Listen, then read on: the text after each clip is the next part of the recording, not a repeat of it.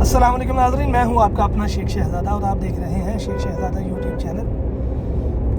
आज हम मुफ्ती सलमान अज़हरी साहब उनकी एक वीडियो पर रिएक्शन देने लगे हैं। मिलकर सुनते हैं, मिलकर देखते हैं। मुफ्ती सलमान अज़हरी साहब बिलाशुबा इंडिया का एक बहुत बड़ा नाम है। जो नौजवान नस्ल है वो इनके साथ बहुत ज़्यादा अटैच है। मुझे बार बार हुक्म हो रहा था कि मुफ्ती सलमान अज़हरी साहब की वीडियो पर रिएक्शन दिया जाए। एक भाई ने उनका लिंक भेजा है। आपका हुक्म सर आंखों पर, लेकिन चूंकि मुझे वीडियो ढूंढने में और चूज़ करने में टाइम लग सकता है, जो कि मेरे लिए थोड़ा सा इशू है। मैं बिजनेसमैन हूँ, तो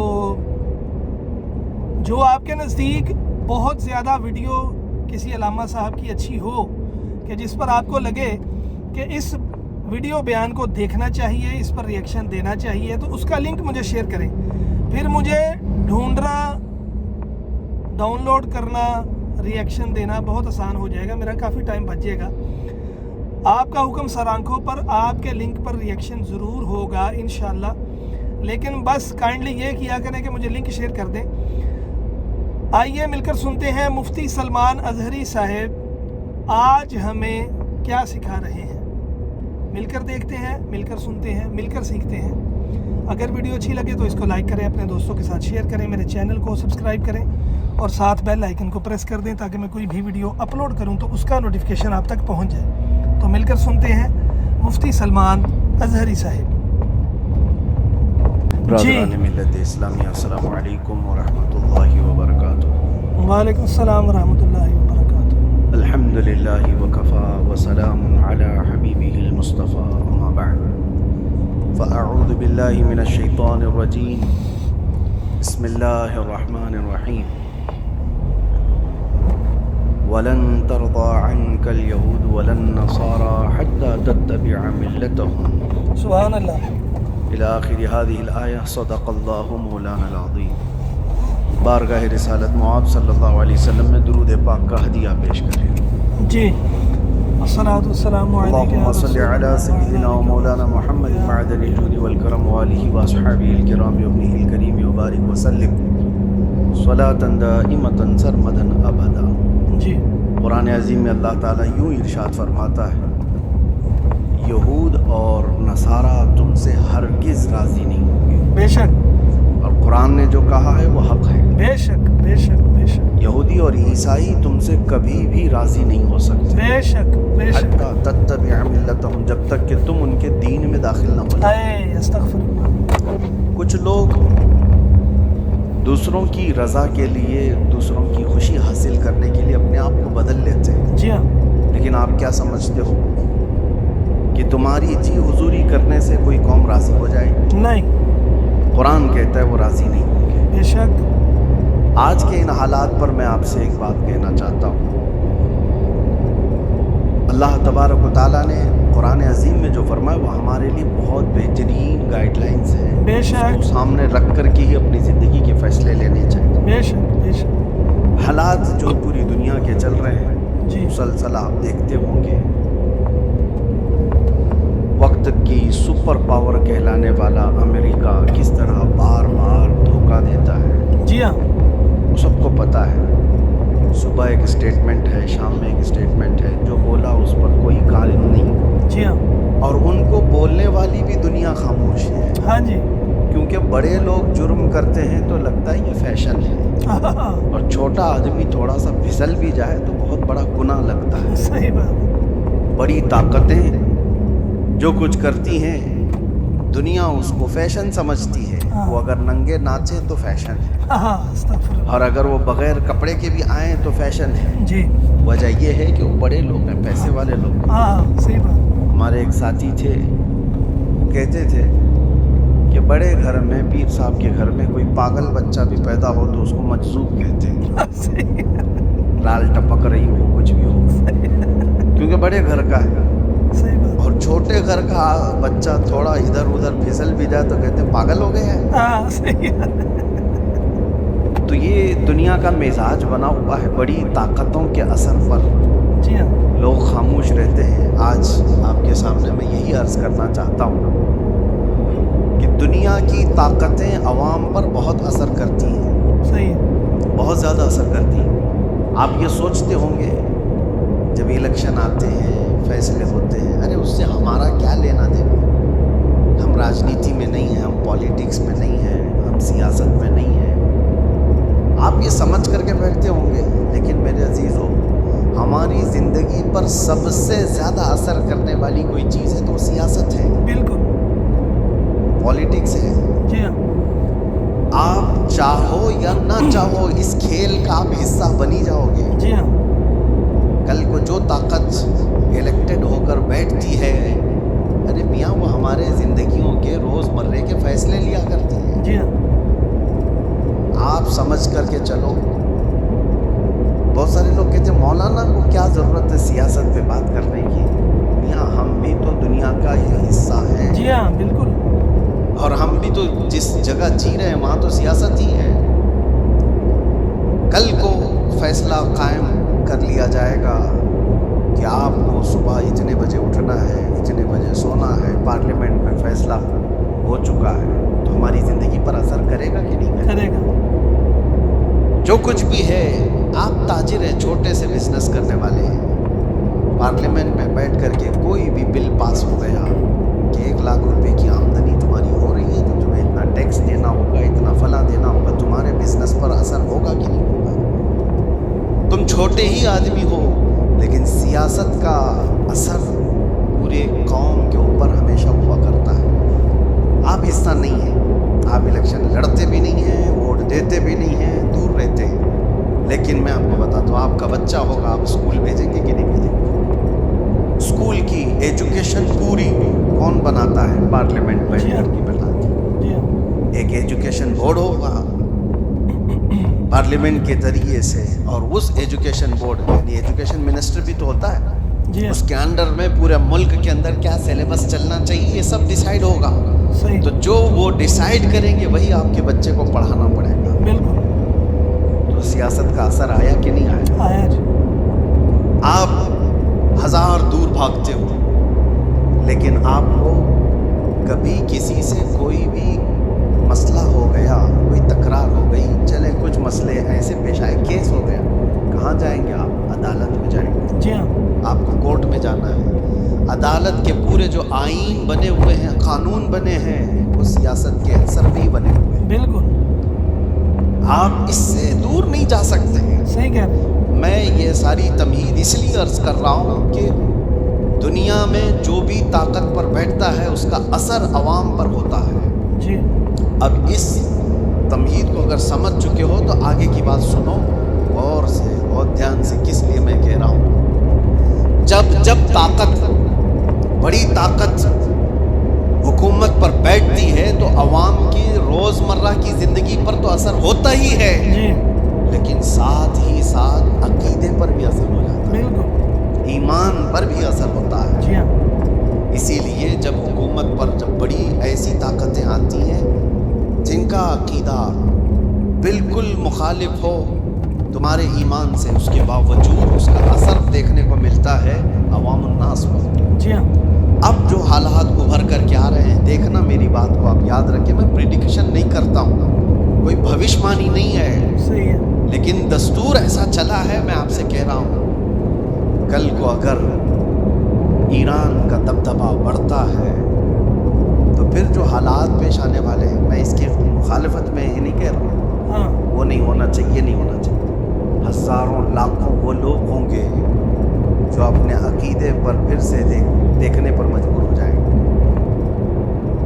اہل سنت و جماعت کے لیے بڑا مسئلہ بھی ہوگا، ایسے ہی اس سے 100 سال پہلے جب سعودی میں وہابی حکومت قائم ہوئی، پیسہ، طاقت، سب کچھ ان کے پاس تھا، جی ہاں، علماء خریدے گئے، کتابیں چھپائی گئیں، جنت البقیع کو بلڈوزر سے پورا تہس نہس کر دیا گیا، استغفر اللہ، استغفر اللہ، شرک کے نام پر بہت ساری چیزوں کو ختم کیا گیا، استغفر، طاقت تھی، حکومت آئی، جی ہاں، اور ایک دو نہیں ہزاروں لاکھوں کی تعداد میں ان کے عقیدے کی بولی بولنے والے لوگ پیدا ہوئے۔ صحیح، صرف عوام نہیں، علماء بھی، بڑے بڑے مفتیان کرام،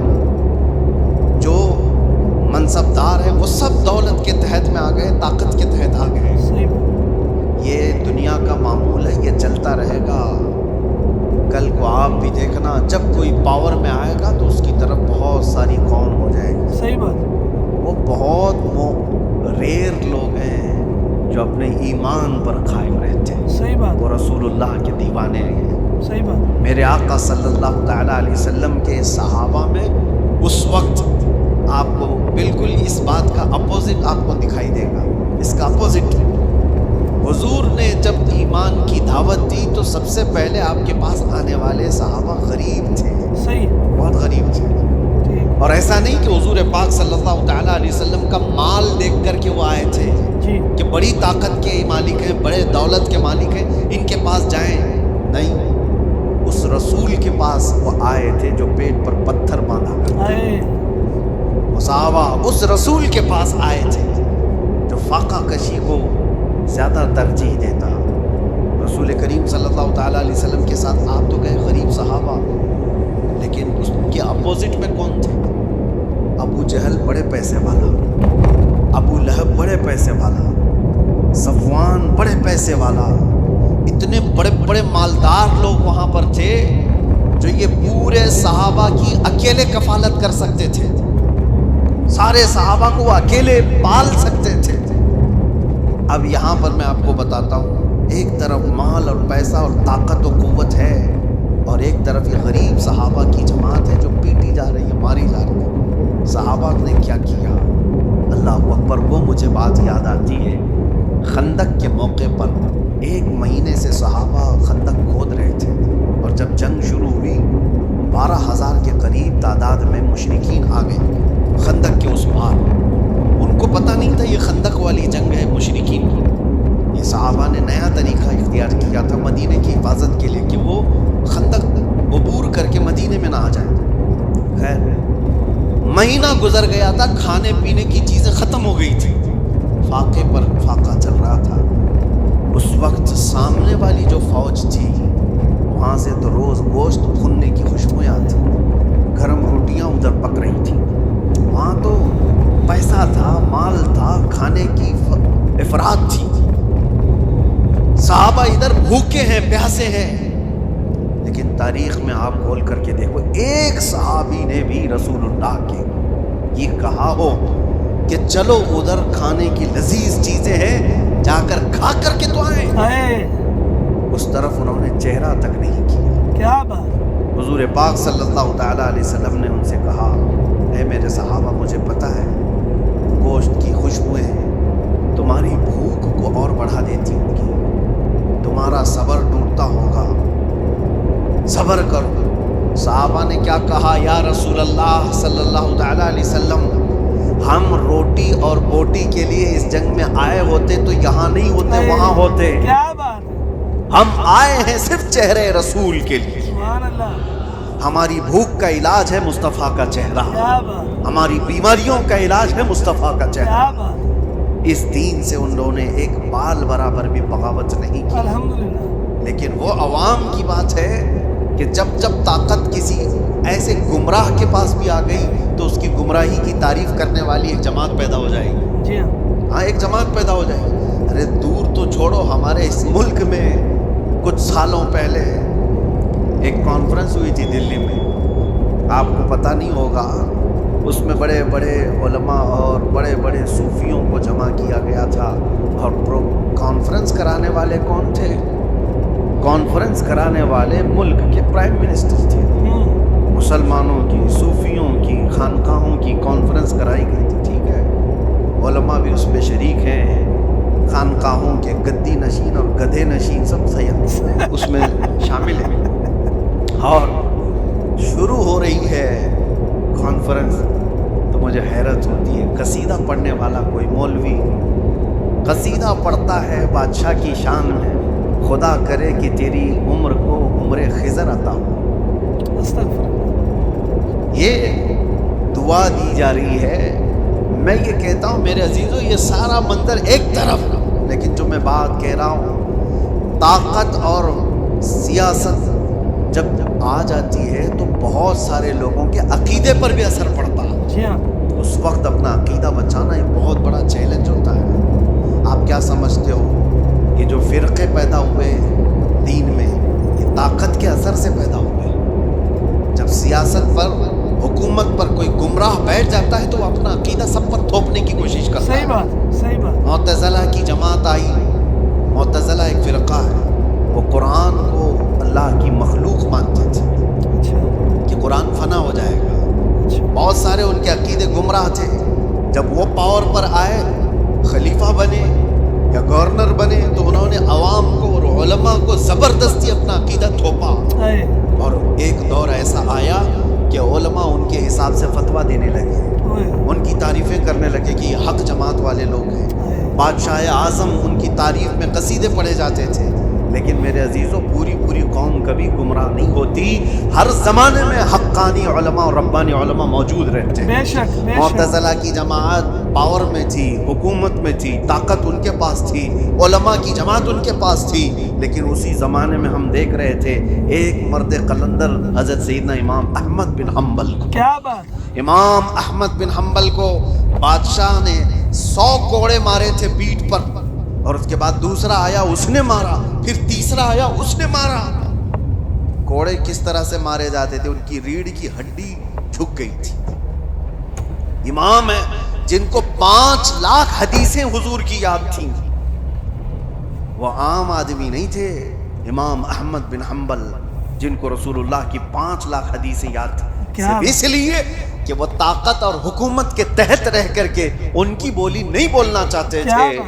امام احمد بن حنبل کو ایک بار کوڑے مارنے کے ٹائم پہ ان کے دونوں ہاتھ یوں زنجیر پر باندھے جاتے تھے اور لنگی پہنے ہوئے، تہبند، ننگی پیٹھ پر جلاد کوڑے مارتا تھا.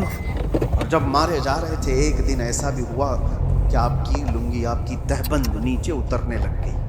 استغفر اللہ. آپ کی آنکھوں میں آنسو آ گئے کہ کیا میں بے ستر ہو جاؤں گا؟ ایک عالم ربانی جو کوڑے کھا رہا ہے شریعت مصطفیٰ کی حفاظت کے لیے، تہبند نیچے گرنے لگی. آپ کو رونا آ گیا، کوڑوں کے زخم سے نہیں، درد سے نہیں، تہبند کے نیچے ہونے سے. اچانک دیکھا گیا 2 ہاتھ غیب سے آئے اور ان کی تہبند کو کس کے باندھ دیے. کیا بات. اور جو آپ کی آنکھوں میں آنسو تھے، اچانک آپ مسکرانے لگے. جلاد پوچھتا ہے کہ ہوا کیا؟ تم تو ابھی رو رہے تھے اور ابھی ہنسنے لگ گئے ہو. اس نے اپنے ہاتھ چھوڑ دیے. امام کہتے ہیں تو اپنا کام جاری رکھ، تو اپنا کام جاری رکھ، تجھے جو کرنے کے لیے کیا، کرنے کے لیے کہا گیا کر. اس لیے کہ میں جس کے لیے کوڑے کھا رہا ہوں وہ ہاتھ میرے پاس آ چکے. کیا بات. میرے عزیزو، آج کے بعد آپ کے ساتھ بھی یہ چیز آنے والی ہے، پاور اور حکومت.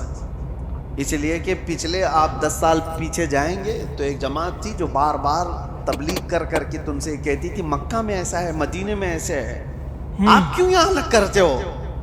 مکہ اور مدینے میں پاور، حکومت جس کے ہاتھ میں ہے وہ چاہتے ہیں کہ پورا کا پورا اپنا عقیدہ پوری دنیا پر تھوپے. ایسا نہیں ہوگا. پوری دنیا پر وہی رنگ غالب آئے گا جو میرے مصطفیٰ نے پیدا کیا. بے شک بے شک بے شک بے شک. تمہارا رنگ نہیں غالب آئے گا. تمہاری طاقت جب تک رہے گی، تمہارا پیسہ جب تک رہے گا، بھکاری تمہارے مرید ہو سکتے ہیں، ایمان والے لوگ نہیں ہو سکتے. صحیح بات، صحیح بات. جن کا پورا ایمان ہی دولت ہے، جن کا پورا جینے کا مقصد ہی دولت ہے، ان کے عقیدے سے کیا سروکار. صحیح بات. وہ کل کو کچھ اور ہوں گے، آج کو کچھ اور ہوں گے. صحیح. یہ آپ کے لیے میں پہلے سے بتا رہا ہوں، آنے والے دور میں اگر کوئی اور بد عقیدگی پھیلتی ہے تو میرے عزیزو آج سے ہی اپنے گٹھریاں باندھ لو. تیری گٹھری تاکی ہے اور تو نے نیند نکالی ہے. اس لیے سنیو، تمہارے لیے چیلنج ہے، تمہارے لیے چیلنج ہے.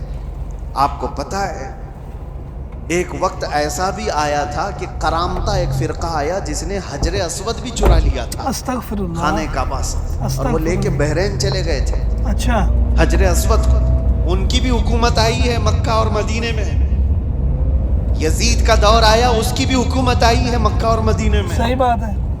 مکہ اور مدینے میں حکومت کا آ جانا یہ حق ہونے کی دلیل نہیں ہوتی. بے شک بے شک بے شک. اللہ کے نبی صلی اللہ علیہ وسلم نے یہ فرمایا، حدیث ہے، بسا اوقات اللہ تعالیٰ فاسق و فاجر سے بھی اپنے دین کا کام لیتا ہے. کیا بات. صحیح بات. اس کے دین کا کام کسی فاسق و فاجر سے بھی ہوتا ہے. بے شک. تو آپ کے لیے وہ معیار نہیں، معیار رسول اللہ کی محبت ہے. بے شک بے شک. معیار حضور اکرم صلی اللہ علیہ وسلم کی شریعت ہے. اگر کبھی کوئی ایسے ڈھکوسلے لوگ آئے جیسے یہاں بادشاہوں کے دور میں بھی ایسی چیزیں آئی ہیں. ہندوستان پر جب مسلمان بادشاہ آئے اور کئی بادشاہوں نے دین کو اول پرائیورٹی رکھا، اور کچھ تو بے دین تھے، کچھ ان کا لینا دینا ہی نہیں تھا. کچھ وہ تھے جو دین بدلنے پر تلے ہوئے تھے. جیسے اکبر کا نام آتا ہے. اکبر بادشاہ کے متعلق سنا ہوگا، جی جلال الدین اکبر اس کو کہا جاتا تھا. اس کی حکومت لمبے سمے تک چلنے والی ہے، تقریباً 48 سال تک شاید حکومت کی ہے. اور جب آدمی کو نشہ چڑھ جاتا ہے حکومت کا، یا 5 سال میں ہی چڑھنے لگتا ہے، وہ تو 48 سال کا تھا. اور یہ تو الیکشن سے آنے والے ہیں، ان کے ہاں تو الیکشن بھی نہیں تھا، تو نشہ تو اور زیادہ ہوگا. ایک دور ایسا آیا کہ اس کے آس پاس کے چمچوں نے کہا کہ یہ دین اسلام پرانا ہو گیا، 1000 سال ہو گئے ہیں، اب ایک نیا دین ہونا چاہیے، آپ کے حساب سے آپ بناؤ. اچھا تم لوگ بناؤ سارے لوگ مل کر کے. تو وہاں کے فضلہ خار جو تھے وہ سب تیار ہو گئے، پیسے لے کر بنائیں گے. ایک نیا دین بنایا گیا. نیا دین کیا تھا؟ اذان کی جگہ سیپ بجائی جائے گی. اذانیں نہیں، سب کو ایک کرنا ہے. اچھا سارے لوگ ایک ہی جگہ پر عبادت کریں گے، اور مسجد بھی ہوگی اور ممبر پر مندر بھی ہوگی. استغفر اللہ. وہاں پر مورتی بھی رکھی جائے گی اور مسجد میں نماز بھی ہوگی. استغفر یہ دین الہی اس کا نام رکھا گیا. اچھا اور حد یہ ہے میرے عزیزوں، جو بات میں کہہ رہا ہوں، طاقت اور سیاست کا اثر عوام پر بہت ہوتا ہے.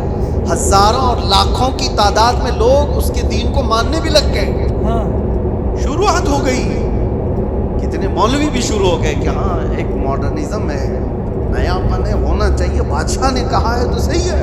اچھا لیکن ہمیں یہ بات کہہ رہا ہوں کہ ہر زمانے میں گمراہ پورے نہیں ہوتے. صحیح ہے. حقانی علماء ہر زمانے میں اللہ تعالیٰ رکھتا ہے. بے شک. ایک مرد قلندر احمد فاروقی سرہندی مجدد الفسانی کھڑے ہوئے، ہائے سبحان اور انہوں اللہ. نے اس کی تردید کی، اور جگہ جگہ آپ نے اپنے بیانوں سے انکار کیا کہ دین الہی نہیں ہوگا، دین مصطفیٰ ہی ہوگا. بے شک بے شک. تم نے نام رکھا ہے دین الہی، یہ اللہ کا دین نہیں ہے، یہ بادشاہ کا بنایا ہوا دین ہے. دین تو وہی ہے اللہ کا جو میرے نبی لے کر کے آئے تھے. اور اس دین کی خاطر جیسی بادشاہ کے خلاف بولنا آسان ہے؟ آسان ہے؟ آپ ان کی پالیسیوں کے خلاف بولو، ابھی دیکھو اٹھا لیں گے آپ. ہاں صحیح ہے. ہاں کہنے کو دنیا میں ڈیموکریسی ہے، آزادی ہے، بولنے کی آزادی، freedom of speech, freedom of expression, پتہ نہیں کیا کیا چیزیں ہیں، لیکن وہ صرف اور صرف ان کے کتوں کے لیے، ہاں صحیح ہے. ان کے پالے ہوئے کتوں کے لیے فریڈم ہے پورا. اور تم کہیں سے ابھی دیکھو میں کتا ہی بول دوں تو پھر مشکل ہے، اٹھا لیا جائے گا. نہیں، تمہارے لیے نہیں ہے، وہ ہماری طبیعت کے ہمارے پالے ہوئے لوگوں کے لیے وہ جتنا چاہے بھوکیں ہیں، کیونکہ ہمارے کھلائے ہوئے کتے ہیں، ہمارے پالے ہوئے کتے ہیں. یہ کسی کو کاٹ لیں تو بھی جائز، کسی پر بھونکیں تو بھی جائز. دنیا کا تقریباً سسٹم یہی ہے. جی یہی ہے. سب جگہ کہنے کو ڈیموکریسی ہے، آزادی سب کے لیے نہیں ہے. ہاں اگر ان کے آلوچک ہو کوئی، ان کو کرٹیسائز کرنے والا کوئی ہو، ارے وہ ایک جملہ بھی بولے تو اس کو پکڑ لیا جائے، اور ڈائریکٹ نہیں پکڑا جائے تو پھر تمہارے ٹیکس کی انکوائری شروع ہو جائے. مال کہاں سے آتا ہے، کتنا کماتے ہو، کون سا اکاؤنٹ ہے، E D who, I T ہو، سب جگہ سے. بہرحال دنیا کا یہ نظام ہے. ان نظاموں سے نہ ڈرتے ہوئے بھی اللہ کے ربانی علماء موجود رہتے ہیں. مجدد الفسانی کو 8 سال تک جیل میں رکھا گیا تھا، صرف اکبر کے لائے ہوئے دین کی مخالفت کرنے کی وجہ سے. لیکن ہوا کیا؟ اکبر مر گیا، اس کا بیٹا جہانگیر آیا، اور اس کو جب بتایا گیا کہ جیل میں موجود ایک عالم ایسا ہے جو 8 سال میں 700 قیدیوں کو عالم بنا دیا، وہ وہاں پر بھی تبلیغ کر رہا ہے. کیا بات، کیا بات. آزاد کرایا گیا، اور اس کے بعد پھر اسی سرخ روئی کے ساتھ، عزت کے ساتھ مجدد الفسانی دین مصطفیٰ کا کام کر کے گئے دنیا سے. کیا بات، کیا بات. ہر زمانے میں یہ ہوتا رہے گا. تو میں یہ کہہ رہا ہوں جب طاقت کسی کے پاس آتی ہے ایسے گمراہ کے پاس، تو شیطان اس کے ذریعے سے پورے دین کو خراب کرنے کی کوشش کرتا ہے. صحیح بات. اور ایسا عیسائیوں کے ساتھ بھی ہوا، یہودیوں کے ساتھ بھی ہوا. صحیح. کیونکہ عیسائی پہلے جو تھے، حق جو علماء تھے، یہودی بھی، ارے وہ اللہ تبارک و تعالیٰ کی کتاب تورات کے ماننے والے تھے، موسیٰ علیہ السلام کی شریعت کے قائل تھے، لیکن جیسے ہی کسی کے پاس پاور آیا، شیطان اس کے سر پر سوار ہوا اور اس کے ذریعے سے گمراہیاں شروع کی، تو یہودی اس کے پیروکار اس کے طرف چلے گئے۔ عیسائیوں میں بھی ایسے ہوا۔ دو طریقے سے شیطان گمراہ کرتا ہے، ایک سیاست کے ذریعے سے اور دوسرے علماء کے ذریعے سے، جی اور یہ دونوں کا کمبینیشن ہوتا ہے کیسے؟ سیاست جب پاور میں ہوتی ہے، طاقت، حکومت وہ خریدتی ہے کچھ علماء، اور ان کے ذریعے سے جو کہلایا جاتا ہے وہ عوام پر اس کا اثر پیدا ہو جاتا ہے۔ حتیٰ کہ میں دیکھ رہا تھا ایک انٹرویو کو، حیرت ہوتی ہے، آپ کے پاس بہت ساری چیزیں آتی ہیں، سائنس پروون ہے، سائنس پروون ہے، کیا ہے مطلب؟ کچھ کھانے پینے کی چیزیں آپ کے پاس آ رہی ہیں، یہ کھاؤ، یہ ڈائٹ بہت ہی عمدہ ہے اور سائنس پروون ہے، سائنس نے اس کا سب سرچ کیا ہے اور ساری چیزیں اس پر سروے ہوا ہے اور بڑے بڑے سائنٹسٹ نے اس پر مہر لگائی ہے، تو عوام اس کو ہاتھوں ہاتھ لے رہی ہے۔ ہاں ارے سائنس پروون ہے، یہ سائنٹیفک اعتبار سے بھی اس ہیلتھ کے بینیفٹ ہیں۔ میں دیکھ رہا تھا کئی سائنسدانوں کو تو حکومت خرید کر رکھی ہوئی ہے، بڑے بڑے پیسے والے لوگ ان کو خرید کر کے رکھے ہوئے ہیں۔ ارے چاہے کچھ بھی کچرا ہو، تم کہہ دو کہ میں نے ریسرچ کیا ہے، میں نے سروے کیا ہے 1.5 لاکھ لوگوں پر اور اس کا اثر یہ آیا ہے، اور اس کے بدلے میں تم جتنا پیسہ لے لو۔ سائنسدان کو پیسے دیے گئے اور اس نے ایک بات کہہ دی کہ یہ سائنس پروون ہے، لاکھوں کی تعداد میں لوگ ہاتھوں ہاتھ خرید رہے ہیں۔ صحیح ہے۔ ارے بازار پر بھی اثر ہے ان کا، تمہیں کچرا بھی کھلانا ہو تو کل کو یہ کہہ دیا جا سکتا ہے سائنس پروون ہے، کیونکہ جاہل ہے کچھ بھی۔ تو سائنسدانوں کے ذریعے سے اگر مارکیٹ پر قابو پایا جا سکتا ہے تو علماء کے ذریعے سے کیوں نہیں پایا جاتا؟ صحیح بات۔ جن کی آستھا لگی ہوئی ہے، تعلق لگا ہوا ہے۔ تو میرے عزیزوں، آخری بات کہتا ہوں، مجھے یہ بات اس وقت پتہ چلی جب میں لوگوں سے رابطے میں نہیں تھا، آپ سمجھ سکتے ہو، کچھ ایسے علماء کے چہرے سامنے آئے، اللہ اکبر، جو ماہانہ تنخواہ لیتے ہیں صرف اور صرف بڑی طاقت کے حساب سے لکھنے پر اور بولنے پر اور قوم کی مخبری کرنے پر۔ ہائے نامور لوگ ہیں، پڑھے لکھے لوگ ہیں، ہائے ہائے، تنخواہ ملتی ہے، بڑے بڑے طاقتوں سے پیسے لیتے ہیں، اور سامنے ہمارے چہرے آئے، زمین کے پیروں کے نیچے سے زمین کھسک جائے کہ یہ تو اتنے اچھے چہرے دکھے جاتے ہیں۔ ہاں، اسی لیے میرے عزیزوں کہ ان کی قلم سے، ان کی زبان سے لوگوں پر وہی چیز ڈالی جائے جو حکومت چاہتی ہے۔ صحیح۔ آپ کو پتہ ہے اندرا گاندھی کے زمانے میں نس بندی کرنے کا فیصلہ کر لیا گیا تھا، پاپولیشن کنٹرول کرنے کے لیے، جی کہ ہاں، مردوں کو بھی جو ہے نا نس بندی کرا دی جائے، صحیح یعنی ان کو بچے پیدا ہونے کی صلاحیت ختم کر دی جائے۔ صحیح۔ لیکن اس میں مین مسئلہ آتا تھا تو مسلمانوں کا، ہاں مسلمانوں کے یہاں حرام ہے، نہیں مانیں گے، تو کیا کیا جائے؟ مسلمان مانیں گے تو کس کی؟ حکومت کی تھوڑی نہ مانیں گے۔ ہاں صحیح ہے۔ یہاں جتنے بھی ڈاکٹر ان کو بتا دیں یہ فائدے وہ فائدے، تو بھی نہیں مانیں گے۔ ایک بڑا طبقہ ہے جو اپنے دین پر قائم ہے، اور دین کو منوانے کے لیے تو علماء چاہیے۔ صحیح۔ سیدھے مدرسے گئے، بڑے بڑے مدرسوں میں، اور فتویٰ لیا، وہاں سے فتویٰ لیا بڑے بڑے مدرسوں سے کہ ہاں حکومت وقت کے حالات کے اعتبار سے جائز ہے، بند کرا سکتا ہے آج۔ اچھا، کئی علماء فتویٰ دے چکے، لیکن اس کے بعد بھی ہندوستان پر اثر نہیں ہو رہا تھا، کیونکہ حکومت نے دیکھا تھا کہ ان کے اوپر زیادہ اثر بریلی کا ہے۔ ہاں کیا بات۔ تو بریلی پہنچے، لیکن بریلی میں کوئی ایرا غیرہ نہیں بیٹھا تھا، اعلیٰ حضرت کا شہزادہ بیٹھا ہوا۔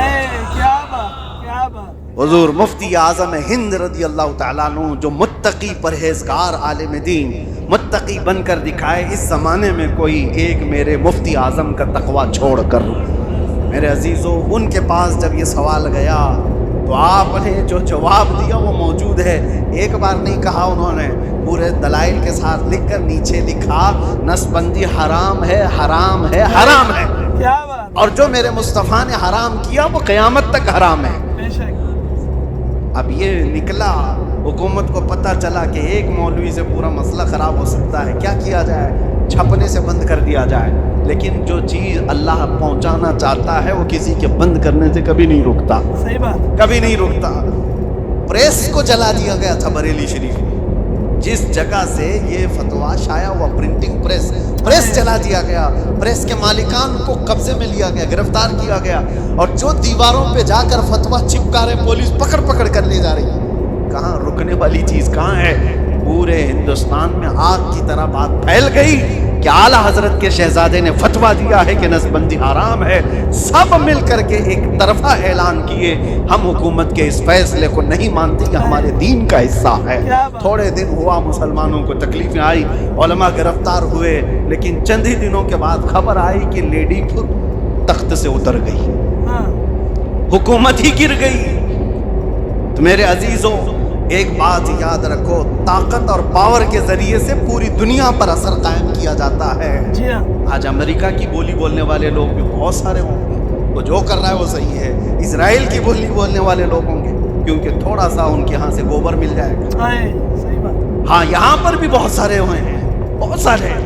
ये जो कर रहे हैं, मस्जिदें तोड़े, खानकाहें तोड़े, माबदें तोड़े, इससे कोई बात नहीं, लेकिन हैं तो अच्छे लोग हैं। उनकी जमात के भी कुछ हैं, टोपी भी पहनेंगे, दाढ़ी भी पहनेंगे। इनका वो ईमान है जो माल है।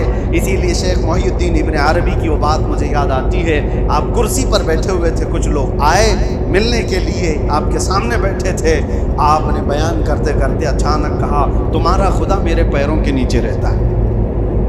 लोगों से इतना कहा तो लोग भड़क गए। इतने बड़े आलिम दीन, इतने बड़े सूफी, और कुफ्र का फतवा लगाकर निकल गए, ये तो काफिर हो गया।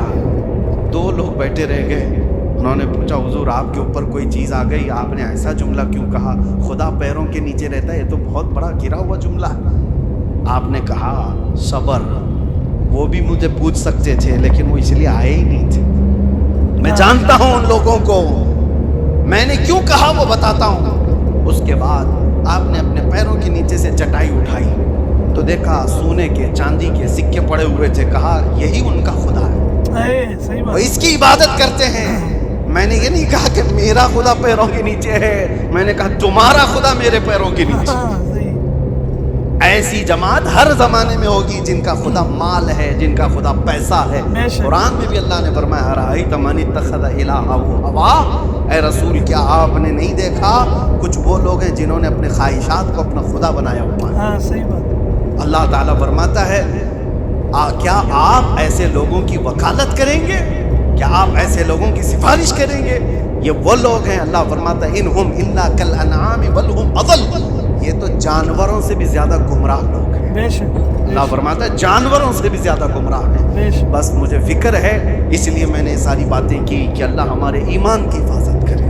आने वाला जो दौर है, हुकूमत जिसकी होगी, पावर जिसका होगा, ताकत जिसकी होगी, लोग उसकी बोली बोलने लग जाएंगे। मिडल ईस्ट के जो असरात हैं आज, मिडल ईस्ट में जो जंगें जारी हैं, या अगर इस मोड़ पर चली जाती हैं, किसी और कौम का दबदबा आता है, तो मुसलमानों के अकीदे पर भी असर कर सकता है। आगे चल करके हज़ारों लोग आने वाली नई हुकूमत के बुलबुले हो जाएंगे, उनके मुरीद हो जाएंगे।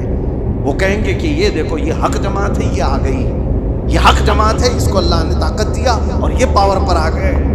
मेरे अजीजों, ये सारी चीज़ें कौन आता है कौन जाता है, इससे सरोकार नहीं। एक बात ये देखो, मेरे नबी का अगर गुलाम है तो चटाई पर बैठा भी हो तो मेरा इमाम है। बेशक बेशक बेशक। और नहीं है तो उससे मेरा कोई ताल्लुक नहीं। बेशक। माल और पैसा और ताकत और हुकूमत और सियासत तुम्हारे दीन को बदलने में असर न करे, इतना ईमान पैदा करो। और ये कब होगा?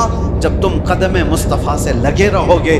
दुनिया की ताकतें आएंगी जाएंगी, तुम्हारा कुछ नहीं बिगाड़ेंगी। इसीलिए आला हज़रत फाजिल बरेलवी के इस बात पर अमल करके जाओ, इंशाअल्लाह हर ज़माने में महफूज रहोगे। उन्हें जाना, उन्हें माना, ना रखा गैर से काम, लिल्लाहिल हम्द में दुनिया से मुसलमान गया। व आखिर दावाना अल्हम्दुलिल्लाहि रब्बिल आलमीन। अस्सलाम वालेकुम। जी, मुफ्ती सलमान अजहरी साहिब कितने प्यारे अंदाज से हमें सिखा रहे थे। अमूमन ये लफ्ज़ बोला जाता है कि सियासत में मौलवियों का काम क्या।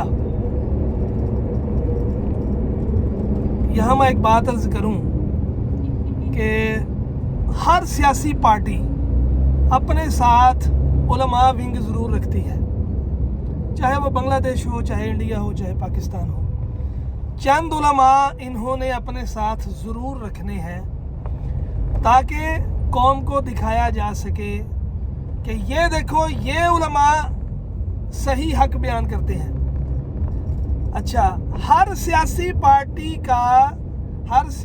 पार्टी को उलमा विंग मौजूद है।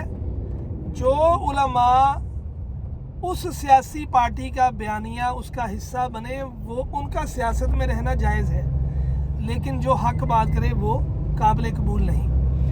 तो लिहाजा हमें भी आप इस पर गौर करना चाहिए कि जो सियासत है, नबी पाक सल्लल्लाहु ताला अलैहि वसल्लम ने अपने आखिरी 10 साल में सियासत की है, तो हमें अब इस बात को समझ लेना चाहिए कि जिस मुआशरे में हर मकतबा फ़िक्र रहता है, उस मकतबा फ़िक्र को अपनी सियासी जमात की बात करने की इजाज़त है।